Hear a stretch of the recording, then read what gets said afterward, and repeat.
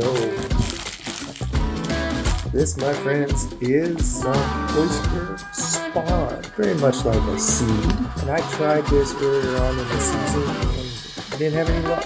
So I contacted our friends over at North Spool and they were kind enough to replenish my order. The only difference is that this stuff is on sawdust rather than grain.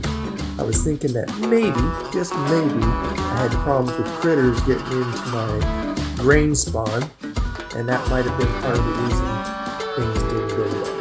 So I'm going to throw this in, and it might be a little bit late in the season, but I'm hoping for better results. Anybody else put in mushrooms with their garden? Want to know? Leave me a comment below. While you're at it, why don't you click that subscribe button and keep in touch.